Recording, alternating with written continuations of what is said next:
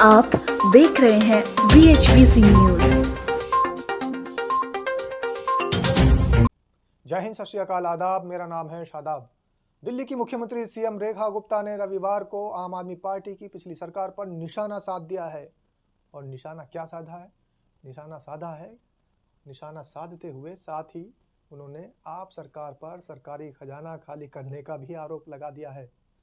वहीं आरोप लगे हैं तो जवाब देना भी लाजमी है। वहीं अब जवाब देते हुए आप नेता और पूर्व सीएम आतिशी ने पलटवार करते हुए जवाब दिया है। आतिशी ने कहा है कि भारतीय जनता पार्टी की सरकार जिस दिन से बनी है वो अपने वादे और तथाकथित गारंटी पूरी करने से बच रही है और बचेगी भी, क्योंकि जो वादे उन्होंने दिल्ली वालों से किए हैं वो उनको पूरा नहीं कर सकते और कोई ना कोई बहाने ज़रूर बनाएंगे।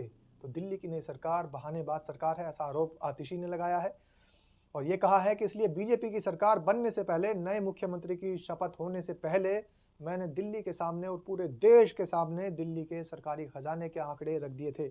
बड़ी पारदर्शिता सामने आ रही है और नव नियुक्त जो सीएम हैं जिन्होंने आरोप लगाए हैं सरकारी खजाना खाली करने के, वो आरोप गलत साबित होते नजर आ रहे हैं आतिशी के एक ही जवाब से।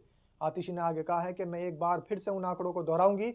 आतिशी ने आगे बात को करते हुए ये भी कहा है कि साल 2015 में दिल्ली में आम आदमी पार्टी की सरकार बनी थी, तब दिल्ली का कुल बजट मात्र 30,000 करोड़ रुपए था। 30,000 करोड़ का दिल्ली का बजट, और दिल्ली का बजट दिल्ली के अपने रेवेन्यू से आता है, अपने जीएसटी एक्साइज कनेक्शन से आता है। दिल्ली को केंद्र सरकार से 1 रुपया भी नहीं मिलता। 10 साल तक आम आदमी पार्टी में अरविंद केजरीवाल के नेतृत्व में एक ईमानदार और एक एफिशिएंट सरकार चलाई है।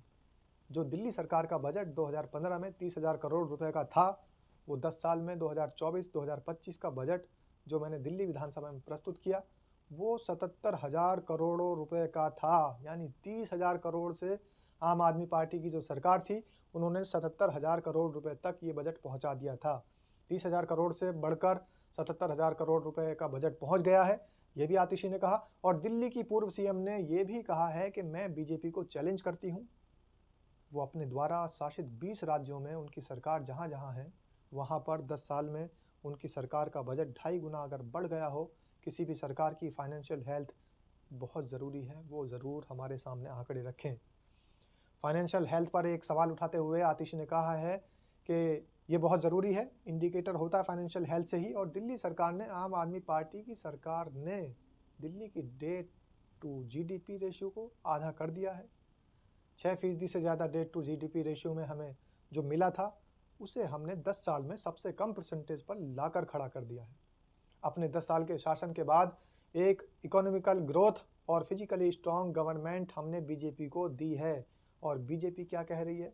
बीजेपी की नवनियुक्त जो सीएम है, मुख्यमंत्री हैं रेखा गुप्ता, उन्होंने आरोप लगाया है कि आम आदमी पार्टी की सरकार ने सरकारी खजाने खाली कर दिए हैं।